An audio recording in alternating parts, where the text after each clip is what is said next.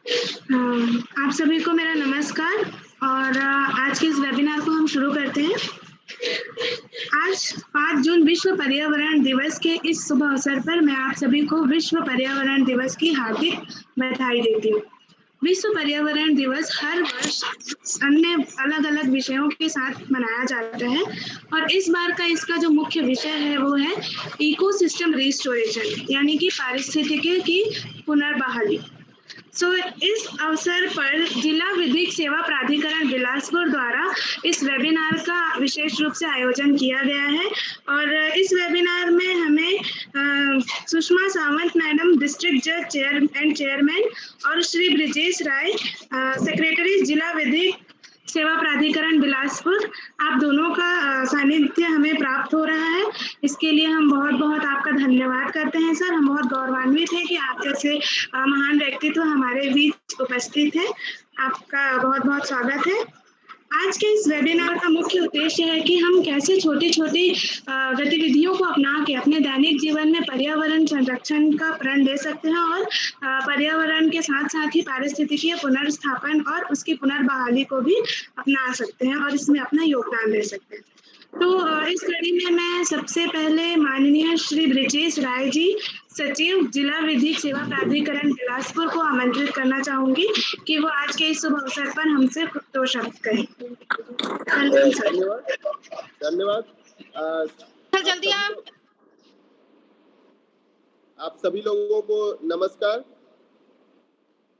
आज विश्व पर्यावरण दिवस के अवसर पर माननीय जिला एवं सत्र न्यायाधीश एवं अध्यक्ष जिला विधिक सेवा प्राधिकरण बिलासपुर सुषमा सावंत मैम के निर्देशन एवं उनके मार्गदर्शन में जिला विधिक सेवा प्राधिकरण बिलासपुर द्वारा पर्यावरण के संबंध में जागरूकता करने तथा पर्यावरण संरक्षण हेतु जिला विधिक सेवा प्राधिकरण द्वारा एवं nature bodies eco club team के सहयोग से एवं संयुक्त तत्वाधान में पर्यावरण संबंधी जागरूकता हेतु इस वेबिनार का आयोजन किया गया है और हम सबसे पहले श्री पानू हलधर जी को धन्यवाद देते हैं जिन्होंने इतने कम समय में इस तैयारी को पूरा करवाया है।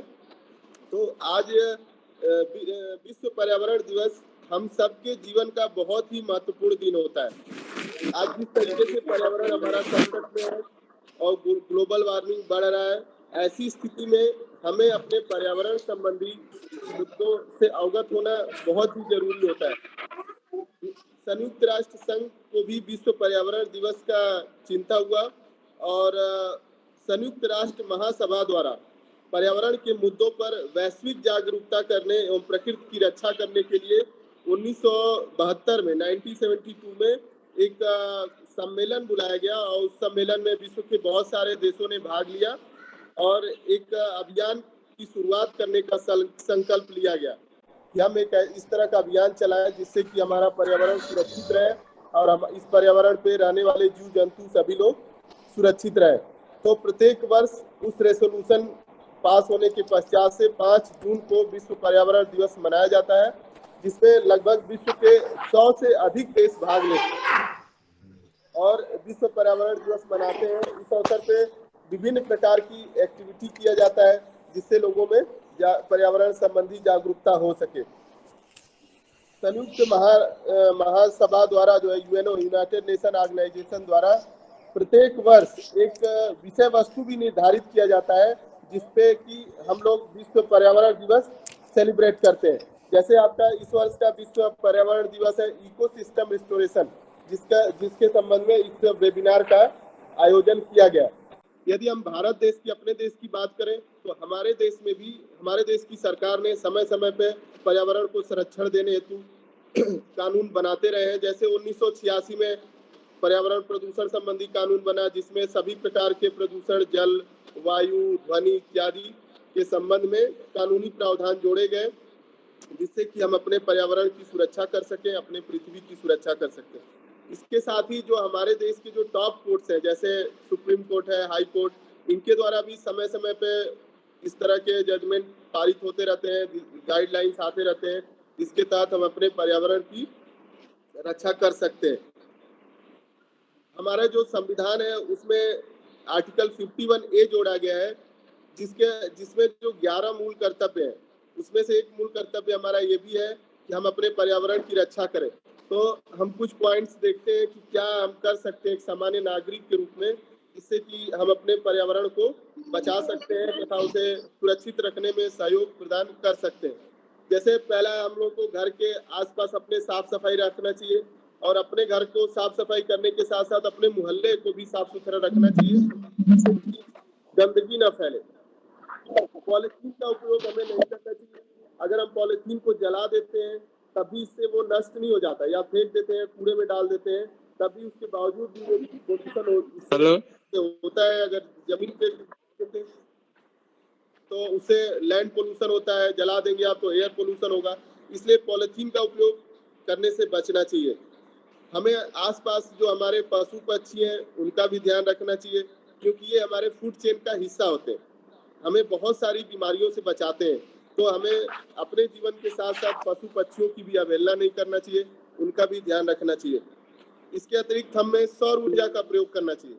सौर ऊर्जा का प्रयोग करेंगे तो हमारी बिजली बचेगा। बिजली उत्पादन में जैसा हम लोग जानते हैं कोयला और पानी इत्यादि का उपयोग होता है, जिससे बहुत ही प्रदूषण होता है। और अगर बिजली का उत्पादन पानी से कम होगा तो पानी बचेगा, जिससे हमारी पृथ्वी हरा भरा हो सकेगा। कूड़े को नहीं जलाना चाहिए। जैसे हम आमतौर पे देखते हैं कि अगर आपके घर का कूड़ा हो या गली मोहल्ले का कूड़ा है तो इकट्ठा करके हम उस पर आग लगा देते हैं, तो ऐसा नहीं करना चाहिए। अगर कूड़े को जलाएंगे तो वातावरण में वायु प्रदूषण फैलेगा और एक मनुष्य के जीवन के लिए या जो भी पक्षी इत्यादि के लिए खतरा बन सकता है। इसके बाद हमें बारिश के पानी को भी बचाना चाहिए। अगर हम बारिश के पानी को कंजर्व करेंगे तो इससे हमारा वाटर लेवल बढ़ेगा और एक तरह से ये भी हमारे पर्यावरण के लिए अच्छा होता है। रीयूज पे बल देना चाहिए। हम देखते हैं कि अगर मार्केट से कोई भी सामान लेके आए जो थैला रहता है उसको हम लोग फेंक देते हैं, तो ऐसा करने से हमें बचना चाहिए। और जो भी थैला हो, चाहे प्लास्टिक का हो या पेपर का हो, तो उसको रीयूज पे बल देना चाहिए। अगर आपके पास पानी का बॉटल भी होता है तो लोग पी के उसको फेंक देते हैं, तो ऐसा करने से परहेज करना चाहिए और रीयूज पे बल देना चाहिए। महात्मा गांधी ने कहा था कि प्रकृति के पास मनुष्य की जरूरत के अनुसार सब कुछ होता है, लेकिन मनुष्य के लालच के आगे सब कुछ कम होता है। तो हमें अपनी जरूरतों को भी सीमित रखना चाहिए, और क्योंकि हम अपनी जरूरतों को अगर सीमित रखेंगे तो वही हमारे लिए समझदारी होगा और इसे किसी प्रकार के दिखावे का माध्यम नहीं बनना चाहिए। यदि हम अपने भारतीय संस्कृति की बात करें तो हमारी संस्कृति सभ्यता पर्यावरण से पूर्ण रूप से ओतप्रोत थी, क्योंकि जो हमारे पूर्वज थे वो जो भी प्राकृतिक चीजें थी, जैसे पानी, जल, वायु, पृथ्वी, पेड़ पौधे, बरगद के पेड़, पीपल के वृक्ष इत्यादि की पूजा पाठ करते हैं। आज भी अगर आपके घर में कोई बुजुर्ग होंगे तो वो आपको बताते होंगे कि नहीं, तुलसी का पेड़ नहीं काटना चाहिए, बरगद, पीपल इत्यादि का पेड़ नहीं काटना चाहिए। तो हमारी जो भारतीय सभ्यता रही है, भारतीय संस्कृति रही है, वो पर्यावरण के प्रति बहुत ही सचेत रहे हैं और इसीलिए हम लोग जो भी प्राकृतिक चीजें थी उनकी पूजा पाठ लोग करते थे। लेकिन जैसे ही हम पश्चिमी सभ्यता की ओर बढ़े हैं, औद्योगिकरण की ओर बढ़े हैं, तो हमारी पर्यावरण भी धीरे धीरे नष्ट होते चला गया है। हमारे देश में अगर हम जो हमारे देश का कॉन्स्टिट्यूशन है, यदि हम स्वतंत्र भारत की बात करें तो जब 1950 में हमारा कॉन्स्टिट्यूशन लागू हुआ था तो सीधे तौर पे कॉन्स्टिट्यूशन में कोई भी पर्यावरण संरक्षण संबंधी प्रावधान नहीं रखे गए थे। लेकिन जैसे जैसे लगा कि नहीं, इस तरह का कुछ होना चाहिए, और जो 1972 में जो स्टॉकहोम कॉन्फ्रेंस हुआ था, जिसके रेजोल्यूशन के तहत आज प्रत्येक देश लगभग 100 से अधिक देश जो है विश्व पर्यावरण दिवस मनाते हैं। जो हमारा कॉन्स्टिट्यूशन था तो ओरिजिनली जब 1950 में लागू हुआ था तो उसमें कोई भी प्रावधान इस तरह का पर्यावरण संबंधी कोई भी इस तरह का सीधे तौर पे जोड़ा नहीं गया था। लेकिन जो 1972 का जो कॉन्फ्रेंस हुआ था, जिसे स्टॉकहोम कॉन्फ्रेंस कहते हैं, तब से हमारे देश की सरकार भी पर्यावरण संरक्षण की ओर अपना ध्यान आकर्षित हुआ और संविधान में 2 महत्वपूर्ण संशोधन किए गए। पहला संशोधन जो पार्ट 4 है, जिसको हम directive principle of state policy कहते हैं, उसमें एक आर्टिकल जोड़ा गया 48A। और दूसरा संशोधन आर्टिकल 51A जोड़ा गया जो कि हमारा फंडामेंटल ड्यूटीज है। तो 48 के अनुसार राज्य सरकार को यह निर्देश देता है कि वह पर्यावरण की सुरक्षा एवं उसमें सुधार सुनिश्चित करे तथा देश के वनों एवं वन्य जीव की रक्षा करे। तो पर्यावरण संबंधी जो कानून बनाने हैं या पर्यावरण की सुरक्षा की जिम्मेदारी स्टेट गवर्नमेंट की है, क्योंकि ये स्टेट लिस्ट में है और इसके साथ ही सेंट्रल गवर्नमेंट का भी होता है। इसके बाद हमारा दूसरा अनुच्छेद जो है 51G, जो कि मूलभूत कर्तव्य बताता है, फंडामेंटल ड्यूटीज, कि प्रत्येक नागरिक का यह कर्तव्य होता है कि प्राकृतिक पर्यावरण की रक्षा करे तथा उसका संवर्धन करे। इसके अतिरिक्त समय समय पर भी जो है पर्यावरण को सुरक्षा संबंधी कानून बनते रहते हैं और तमाम तरह के ट्रिब्यूनल बने हैं जहाँ पे अगर किसी भी तरह का पर्यावरण या इस तरह से लेकर विवाद होता है तो वहाँ पे उनका निपटारा किया जाता है। तो अंत में हम यही कहेंगे कि पर्यावरण को सुरक्षित करना उतना ही जरूरी है जितना हम अपने आप को सुरक्षित रखते हैं। पर्यावरण संरक्षण हमारा फर्ज है और इस जिम्मेदारी को हम सबको मिलकर निभाना चाहिए। धन्यवाद।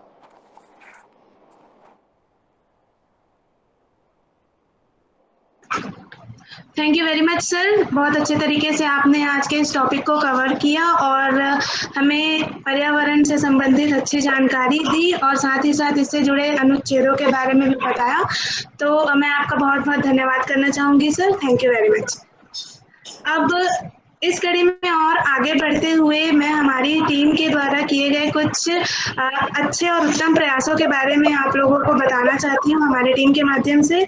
और हमारी जो टीम है वैसे तो इस तरह के बहुत सारे पर्यावरण संरक्षण के क्षेत्र में कार्य करती रहती है, लेकिन आज का जो मुख्य विषय है इकोसिस्टम रिस्टोरेशन, उसके ऊपर हमने जो कार्य किया है और उसके बारे में मैं आप सभी को बताना चाहूँगी। और इसके लिए मैं एक पावर पॉइंट प्रेजेंटेशन शेयर करना चाहूँगी ताकि आप सभी को अच्छे से चीज़ें समझ आ सके। आप सभी को स्क्रीन दिख रही है? हाँ जी। Yes ma'am. तो यस मैम। Yes ma'am. इस वर्ष का थीम है पारिस्थितिकी की पुनर्बहाली और इस पर हमने जो कार्य किए हैं वो कुछ बहुत ही इनोवेटिव हैं और आज आप सभी इसे सुनेंगे और जानेंगे कि कैसे छोटे छोटे उपायों को अपना के इस तरह के आप भी अपने दैनिक जीवन में पर्यावरण का संरक्षण और पारिस्थितिकी की पुनर्बहाली करने में अपना योगदान दे सकते हैं। तो इसी के तहत चलते हुए हम इकोसिस्टम रिस्टोरेशन के ऊपर हमारा पहला एक्ट जो कि है सीड बॉल इनिशिएटिव, ये सीड बॉल इनिशिएटिव एक ऐसा यूनिक वे है जिसके थ्रू हम प्लांटेशन इजी तरीके से कर सकते हैं और सीड बॉल को अडॉप्ट करके एक्सेप्ट हम जो सैपलिंग प्लांटेशन है उसके बदले हम सीड बॉल को अडॉप्ट करके हम हार्ड टू रीच प्लेसेस में जहाँ पर प्लांटेशन नहीं किया जा सकता वहाँ पर हम प्लांटेशन कर सकते हैं और अपने लैंड इकोसिस्टम को रिस्टोर कर सकते हैं। तो हमारी टीम नेचर बॉडीज ने कुछ ऐसे स्टेप्स फॉलो किए सीड बॉल को बनाने के लिए जो कि सबके लिए इजी हो और इजी अडॉप्टेबल हो। तो स्टेप 1 में हमने कुछ रॉ मटेरियल सेलेक्ट किए सीड बॉल को बनाने के लिए जो कि सबके लिए अवेलेबल और अफोर्डेबल हो, जो कि है Sandy clay extract, organic manure, seeds and water. Step 2 में हमने रॉ मटेरियल्स को मिक्स किया एक्सेप्ट सीड को हमने यूज नहीं किया। हमने जो 3 मटेरियल्स है organic manure, Sandy clay extract और वाटर को इक्वल अमाउंट मिक्स किया जब तक ये एक कंसिस्टेंट डो में ना बदल जाए। फिर स्टेप 3 में हमने डो से बॉल्स बनाए bye rolling it between our palms, हमने इसे बॉल में तैयार किया। स्टेप 4 में हमने बॉल में एक होल करके उसमें सीड इंसर्ट किया, फिर हमने उसे फिर से रोल कर दिया। इसी तरह से इस सिंपल मेथड से हम अपने सीड बॉल को इजीली बना सकते हैं। जितना ही आसान इस सीड बॉल को बनाना है उतना ही आसान है इसे प्लांट करना भी, लेकिन जब हम इसे प्लांट करते हैं तो हमें आवश्यक है कि कुछ चीज़ें ध्यान में रखनी चाहिए। तो सबसे पहले तो जब भी हम इस तरह के सीड बॉल्स को प्लांट करते हैं तो हमेशा सीड बॉल को 1/3 इफेक्टिव जर्मिनेशन के लिए 1/3 जो सीड बॉल है उसको जमीन के अंदर हमें दबा के रखना चाहिए या बरी करना चाहिए। सेकेंडली, जब भी हम सीड बॉल्स को डिप्लॉय करते हैं या कहीं पे भी लगाना चाहते हैं तो हमें जो एरिया सेलेक्ट करना है हमें ध्यान में रखना है कि वो नमी युक्त हो, मॉइस्ट सॉइल हो। इस तरह से हम लार्ज से लार्ज स्केल पे प्लांटेशन कर सकते हैं विद सीड बॉल्स, और किसी भी प्रकार का जो बैरन लैंड है या जहाँ पे प्लांटेशन की आवश्यकता है उसको ग्रीनर लैंड में और हरे भरे तरीके से बदल सकते हैं और इकोसिस्टम को रिस्टोर कर सकते हैं। तो इस सीड बॉल्स के कुछ एडवांटेजेस हैं जो मैं आप सभी को शेयर करना चाहूंगी। ये जो सीड बॉल है क्यों सैपलिंग मेथड यानी पौधे लगाने से बेटर क्यों है, वो इसलिए कि जो क्ले का लेयर होता है, मिट्टी की जो परत होती है बीजों के ऊपर, वो इसे जो बाहरी चूहे, चींटियां या बर्ड्स के खाने से बचाती हैं। ये जो सीड बॉल है कम मेहनत में आसानी से ज़्यादा हम कम समय में भी तैयार कर सकते हैं, और इसमें कोई खर्च ज़्यादा नहीं आता है। जनरली आप एक प्लांट लेने जाएंगे तो आपको 30 से 40 रुपए पड़ता है, लेकिन अगर आप घर में जो भी फ्रूट्स खा रहे हैं उसके सीड्स को स्टोर करके रखते हैं तो ये आपके लिए बहुत ज़्यादा इकोनॉमिक फ्रेंडली होगा और आसानी से आप इसे बिना खर्च के तैयार कर सकते हैं। ये बहुत ही सिंपल मेथड है प्लांटेशन का, जहाँ पे सभी आयु वर्ग के लोग इसे आसानी से बना सकते हैं और इससे प्लांटेशन कर सकते हैं। ये एक तरह से हमें प्लांटेशन के साथ साथ मज़ा भी देता है कि हम अच्छे से प्लांटेशन को कर सकें।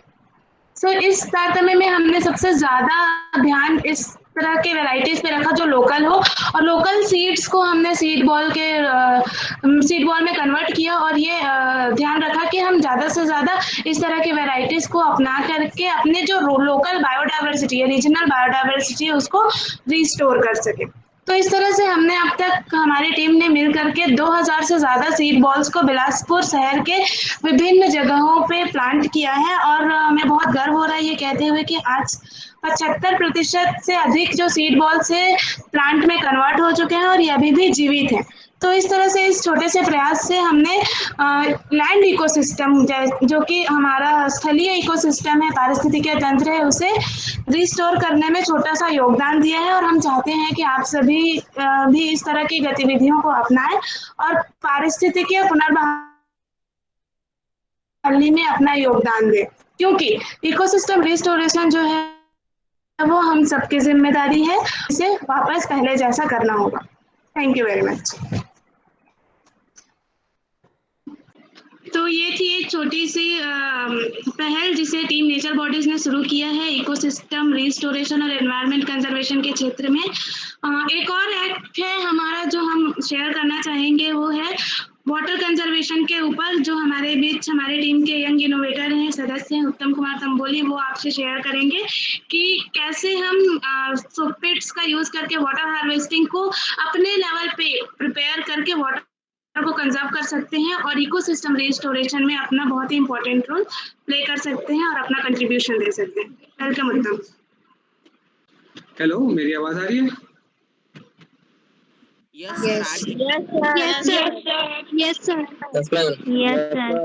हाँ, तो मैं ये कह रहा था कि हर प्रकार के इकोसिस्टम में एक और प्रकार के इकोसिस्टम की बहुत बड़ी भूमिका होती है, वो होता है एक्वेटिक इकोसिस्टम। और हम सभी को ये पता होना चाहिए कि अगर कहीं पे भी हमें पौधारोपण करना है तो वहाँ पे जल के स्तर की भी बहुत बड़ी महत्ता होती है, और अगर आपको वहाँ पे सफिशिएंट अमाउंट में पानी की अवेलेबिलिटी नहीं होगी तो फिर आप वहाँ पे पौधारोपण नहीं कर पाएंगे। तो इससे हमें ये पता लगता है कि पानी का संरक्षण भी बहुत आवश्यक है इकोसिस्टम के रिस्टोरेशन के लिए। और तो अगर अब हम जाने कि इसे हम किस प्रकार बचा सकते हैं, तो आपको ये पता होगा कि इस वर्ष नेशनल वाटर मिशन के तहत कैच द रेन नाम के कॉन्सेप्ट का शुरुआत की गई है भारत सरकार के द्वारा, जिसमें उन्होंने ये स्लोगन दिया है, catch the rain wherever you can whenever you can. मतलब जहाँ पे भी आपको वर्षा की बूंद मिले आपको उसका संरक्षण करना है, चाहे हो या किसी भी जगह हो। तो इस प्रकार उन्होंने भी रेन वाटर हार्वेस्टिंग को बनाने पे बहुत जोर दिया है और वो लोगों को इस प्रकार जागरूक कर रहे हैं। पर समस्या यहाँ पे आती है कि जो वाटर हार्वेस्टिंग सिस्टम होता है वो थोड़ा सा टेक्निकल होता है और उसे बनाने में कुछ ज्यादा राशि लगती है, जिसके कारण लोग उसे नहीं अपनाते। जैसे कि 10 से 15,000 या 20,000 के आसपास आपके घर के एरिया के अनुसार वो डिसाइड होता है। तो मैंने और हमारी टीम ने मिलकर एक स्वदेशी तरीके से उन्नत सोते गड्ढे का निर्माण कार्य किया है, जो कि आप अपने ही एफर्ट से श्रम दान देते हुए सिर्फ 5 से 6,000 रुपए की राशि में बना सकते हैं। तो आज मैं उसे आपके साथ शेयर करना चाहूंगा और मैं इसे एक पीपीटी के द्वारा शेयर करना चाहूंगा। स्क्रीन विजिबल है आप सभी को? Yes sir. Yes sir. एक सेकंड, पीपीटी दिख रही है? Yes, sir. Yes. Yes, sir. Yes, sir. ये है हमारा इनोवेटिव सोकपिट जो आपको पूरे बनने के बाद आपको ऐसा दिखाई देगा। तो इसे बनाने की प्रक्रिया बहुत आसान है। सबसे पहले आपको उस जगह का चयन करना है जहाँ पे आप इस सोखते गड्ढे का निर्माण करना चाहते हैं। वो कोई भी जगह हो सकती है जहाँ पे पानी आकर इकट्ठा होता हो। जैसे आपके घर में छत होता है तो छत से जो नाली से पानी बाहर आता है और कहीं बाहर आके इकट्ठा होता है तो आप उस जगह पे इसे बना सकते हैं। आपके घर के आसपास कहीं पे हैंडपंप हो और वहाँ हैंडपंप की नाली से जो पानी निकलता है तो उस नाली से बाहर निकलने वाली जगह पे आप इसका निर्माण कर सकते हैं। और अगर आपके घर में कोई गार्डन हो, गार्डन में भी जब आप पानी देते हैं तो उससे भी लगे हुए नाली से जो पानी बाहर जाके बह जाता है वहां पे भी आप इसका निर्माण कर सकते हैं। तो सबसे पहले स्टेप में आपको इस जगह का चयन करना है। दूसरे स्टेप में जगह चयन करने के बाद हमें जो गड्ढा हम खोदेंगे वहां पे हमें उसकी मार्किंग करनी है। हमने अपने इनोवेटिव सोकपिट का जो डायमेंशन है वो 5 फीट का रखा है, मतलब कि 5 फीट की लंबाई, चौड़ाई और गहराई। तो इस डायमेंशन का मार्किंग करने के बाद हम तीसरे स्टेप में वहां पे गड्ढा खोदते हैं। जैसे कि आप इस स्टेप 3 में देख सकते हैं, जो ये गड्ढा है चौकोन शेप का, ये 5 फीट का है और इसके बीच में हम 6 इंच की गोलाई का एक और गड्ढा करते हैं। अब अगर आपके घर में 5 फीट का जो एरिया है वो अगर अवेलेबल नहीं है तो आप इसकी जो लंबाई और चौड़ाई है उसके डायमेंशन को आप कम कर सकते हैं। जैसा कि आप 3 बाय 3 फीट का लंबाई चौड़ाई रख सकते हैं या 4 बाय 4 फीट का लंबाई चौड़ाई रख सकते हैं और 5 फीट की गहराई रख सकते हैं। तो उतना करने के बाद हमें 5 फीट का गड्ढा खोदना है और हमें वहां पे देखना है कि नीचे किस प्रकार की मिट्टी हमें मिल रही है। वो पीली मिट्टी है या काली मिट्टी है या रेतीली मिट्टी है, उसके हिसाब से हम आगे का प्रोसेस करेंगे। तो जब आपको इन तीनों में से कोई भी प्रकार की मिट्टी मिल जाएगी तो हम इस 6 इंच के गोलाई का गड्ढा यहाँ पे करेंगे। और इस गड्ढे का जो गहराई है वो डिपेंड करता है कि किस प्रकार की मिट्टी हमें मिल रही है। जैसे अगर वहाँ पे रेतीली मिट्टी मिल रही है तो आपको वहाँ से 1.5 से 2 फीट का गड्ढा करना है। अगर आपको वहाँ पे पीली मिट्टी मिल रही है तो वहाँ पे आपको 2 से 2.5 फीट का गड्ढा करना है। और अगर आपको वहाँ पे काली मिट्टी मिल रही है तो वहाँ आपको 2.5 से 3.5 फीट का गड्ढा करना है। तो उस प्रकार गड्ढा करने के बाद ये जो गोलाई का जो छेद है इसमें हम रेती, बजरी और ईंटे के टुकड़े से भरेंगे और हम यहाँ पे सॉइल का ट्रीटमेंट करेंगे। तो ये जो स्टेप है ये हमारे सोकपिट का यूनिक फीचर है जो कि आम रेन वाटर हार्वेस्टिंग सिस्टम में नहीं उपलब्ध होता है। सॉइल का ट्रीटमेंट करने के बाद अब बारी आती है पूरे पिट को लेयर बाय लेयर भरने की। जैसा कि आप यहाँ पे चित्र में देख सकते हैं कि हमने अलग अलग लेयर के हिसाब से इसका डिस्ट्रीब्यूशन किया है और इसमें हर एक जो लेयर है उसमें एक अलग इंग्रेडिएंट है और इन सभी इंग्रेडिएंट का खासियत ये है कि ये सारे वेस्ट मटेरियल है। तो आप ये समझ सकते हैं कि जो कंस्ट्रक्शन साइट से या आमतौर पर हमें वेस्ट मटेरियल मिलते हैं वो हमारी सोकपिट का रॉ मटेरियल्स हैं और इसीलिए हम इसे इतनी कम लागत में बना पाते हैं। तो सबसे पहले लेयर में देख रहे हैं कि हमें ईंटों के टुकड़ों को इस पिट में भरना है और आपको ये ध्यान रखना है कि जो नीचे के जो ईंटे के टुकड़े रहेंगे वो 6 से 7 इंच के होंगे और जैसे जैसे आप ऊपर आते जाएंगे तो आपको ईंटे के टुकड़ों को छोटा करते जाना है। जैसे कि अगर आप एक सैगा ईंटा लें तो उसको अगर आप उसके 1/4 हिस्से में काटें तो वो आपको 6 से 7 इंच के साइज का ईंटे का टुकड़ा मिलेगा। तो वैसे जब आप धीरे धीरे उसे भरते जाएंगे तो आपको नीचे बड़े साइज के ईंटे रखने हैं और धीरे धीरे आपको ईंटे के साइज को छोटा करना है। इसका मुख्य कारण ये है कि जैसे जैसे बड़ी ईंटों के बीच में जो गैप्स बन जाएंगे, जो वॉइड्स बन जाएंगे, उनको छोटे ईंटे भरेंगे और उनके बीच में जो वॉइड्स बनेंगे उनको उनसे भी छोटे ईंटे भरेंगे। तो इससे होगा क्या कि जो लेयर रहेगा वो बहुत ही कॉम्पैक्ट रहेगा और इससे जो वाटर प्यूरिफिकेशन होगा, मतलब जो जल का शुद्धिकरण होगा, वो और भी अच्छी तरीके से हो पाएगा। तो इस लेवल को भरने के बाद हम इसके ऊपर बजरी का एक लेयर डालेंगे और उसके ऊपर फिर हम ईंटे के टुकड़ों को भरेंगे। ये 3 लेयर को भरने के बाद हमें वहां पे एक मटके को रखना है जिसके नीचे एक छेद होगा। जो पूरा वाटर प्यूरिफिकेशन का जो प्रोसेस है वो इस मटके के अंदर होगा। इसमें आप देख सकते हैं कि हमने एक मटके का भी फिगर बनाया हुआ है जिसमें हमें लेयर बाय लेयर से फिल करना है। जैसे ईंटे के टुकड़े, फिर बजरी, फिर ईंटे के टुकड़े, लकड़ी का कोयला, फिर बजरी, फिर कोकोनट हस्क जो नारियल का भुजा होता है, और कॉर्न कॉब मतलब कि जो भुट्टा खाने के बाद जो इसके अंदर का जो डंठल बच जाता है उसके कुछ टुकड़े। तो अगर ऊपर के जो 2 इंग्रेडिएंट्स कॉर्न कॉब और कोकोनट हस्क ये भी पानी के शुद्धिकरण का काम करते हैं। अगर ये आपको मिल जाते हैं तो बहुत अच्छी बात है, वरना जो लकड़ी का कोयला है वही प्राइमरी इंग्रेडिएंट की तरह वाटर प्यूरिफिकेशन के लिए काम करेगा। तो इस मटके को हमें वहां पे लगाना है और उसके अंदर हमें सारे इंग्रेडिएंट्स जो आपको यहाँ पे दिख रहे हैं उसे भरते जाना है। यहाँ पे आप देख सकते हैं कि इस प्रकार हमें मटका लगाना है और उसके अंदर सारे इंग्रेडिएंट्स को लेयर बाय लेयर फिल करना है। उसके बाद आप देख सकते हैं कि इस मटके को भरने के बाद भी जो ऊपर की जितनी जगह बचेगी उसको आपको बजरी से या ईंटे के टुकड़े से फिल करना है। इस मटके के पास की जो जगह है उस पे फिल करने के लिए जो मटेरियल आपको लगेगा वो आप पे डिपेंड करता है कि आपके पास क्या अवेलेबल है। अगर आपके पास ईंटे के टुकड़े हैं तो आप वो डाल सकते हैं, अगर आपके पास बजरी है तो आप वो डाल सकते हैं, अगर आपके पास दोनों है तो एक एक लेयर के हिसाब से आपको आसपास की जगह को भरना है। जैसा कि आप यहाँ पे देख सकते हैं कि पूरा जब आप मटके के मुंह तक आप आ जाएंगे तो वो धीरे धीरे आपके जमीनी सतह के आसपास आ जाएगा। और इसके बाद हमें मटके के चारों तरफ एक चेम्बर का निर्माण करना है। जैसे कि कभी भी जब हम इसका निर्माण हो जाएगा और इसमें पानी आएगा तो हमें इस चीज का ध्यान रखना है कि जो मटका है वो अपने जगह पर ही बना रहे और वहां से हिले डुले ना। तो उसके लिए हम इस ईंटे का मेड़ बनाते हैं और चेम्बर का निर्माण करते हुए फिर हम इसके बाकी जो बची हुई जगह है उसको कवर करेंगे। चेम्बर का निर्माण करने के बाद हम वहां पे एक लोहे की जाली लगाएंगे, जैसा कि आप यहाँ पे देख सकते हैं, क्योंकि हमारा जो सोकपिट का जो पूरा सिस्टम है ये तभी अच्छे से काम कर पाएगा जब इसमें कोई भी फिजिकल इम्प्योरिटी ना आ सके। आपको ये ध्यान रखना है कि इसमें कोई भी कागज के टुकड़े, पेपर और पत्तियां, ये सब जो आदि कचरे होते हैं वो यहाँ पे ना आए, इसलिए हम यहाँ पे इस जाली को असेंबल करते हैं। इसको लगाने के बाद हम फिर ईंटों के टुकड़ों से या फिर चेम्बर को की मदद से उसे अच्छी तरीके से फिट कर देते हैं। इसका जो इसके बाद का जो स्टेप है, यहाँ पे आप देख सकते हैं कि हमने यहाँ पे कुछ जूट की बोरियां बिछाई हुई हैं। कभी कभी क्या होता है कि जिस जगह पे आप सोकपिट का निर्माण करते हैं उस जगह पे ढाल होता है और वहां पे पानी रुक नहीं पाता और वो पानी आगे की ओर बह जाता है। तो उस जगह पे उस पानी को रोक के रखने के लिए, ताकि वो सोकपिट के द्वारा भूजल में प्रवेश कर पाए, हम इस जूट के बोरियों को वहां पर बिछा देते हैं और इस प्रकार पानी का जो रेजिस्टिविटी है, पानी का जो ठहराव है, वो यहाँ पे बढ़ पाता है। इस प्रकार इतने स्टेप्स को करने के बाद हमारा जो सोकपिट है वो पूरी तरीके से रेडी हो जाएगा और इसे बनाने में करीबन 5 से 6 घंटों का समय लगता है और ये प्रतिदिन 500 लीटर पानी अब्जॉर्ब कर सकता है। तो इस सोकपिट की खासियत ये है कि ये बहुत ही लो कॉस्ट है, जैसा कि आपने देखा कि इसमें हम सारे वेस्ट मटेरियल्स का इस्तेमाल करते हैं और जो कि आपको बड़ी ही आसानी से कहीं पर भी मिल जाएंगे और इसके कारण इसमें बहुत कम लागत लगता है। इसका बिल्डअप बहुत इजी है। आपने जैसे कि देखा कि ये जो पूरा सिस्टम है ये मात्र 9 से 10 स्टेपों में बटा हुआ है और आप स्टेप बाय स्टेप फॉलो करते जाएंगे तो आपका सोकपिट रेडी हो जाएगा। मैं आपको ये बताना चाहूंगा कि हमने अभी तक पूरे छत्तीसगढ़ राज्य में 700 से ऊपर सोकते गड्ढों का निर्माण किया है और हमारी स्कूली छात्रों की टीम है जो कि हर जगह सोकते गड्ढे को जाके बनाती है। तो कहने का मतलब ये है कि किसी भी वर्ग के लोग अपने श्रमदान देते हुए इस सोकते गड्ढे का निर्माण कर सकते हैं और अपने स्तर पर जल संरक्षण का कार्य कर सकते हैं। ये बहुत ही स्पेस कन्वीनियंट है। जैसे कि होता क्या है, आजकल तो rain water harvesting system compulsory कर दिया गया है, इसलिए जितने भी नए घर बनते हैं उनमें वहां पे जगह निर्धारित रहता है कि यहाँ पे वाटर हार्वेस्टिंग सिस्टम बनाया जाएगा।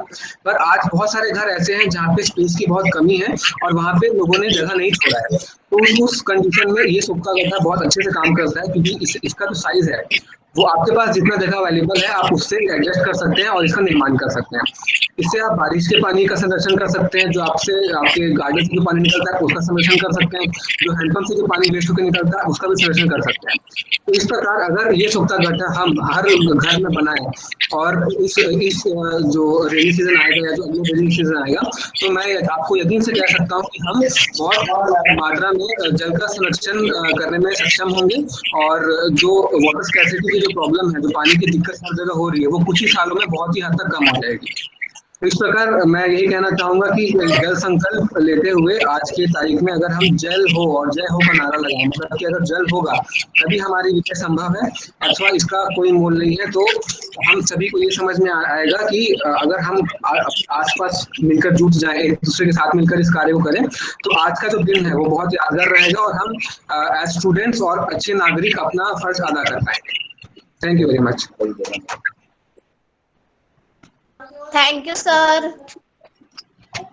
सर कुछ क्वेश्चन पूछ सकते हैं क्या? धन्यवाद। हाँ पूछ सकते हैं, क्वेश्चन पूछिए।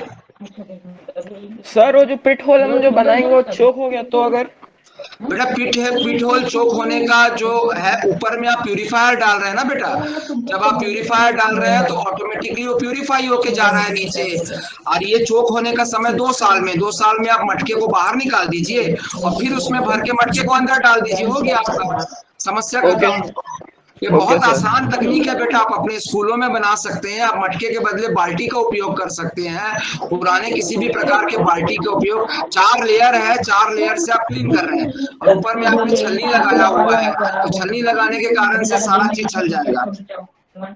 Okay sir, thank you very much sir. Vijay sir, thank you very much sir.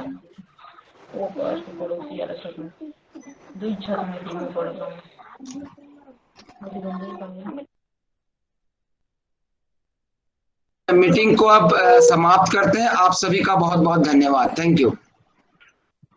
Thank you, sir. Bye, sir. Thank you, sir. Bye, sir. Thank you, sir. Sir bye Bye, sir. Bye.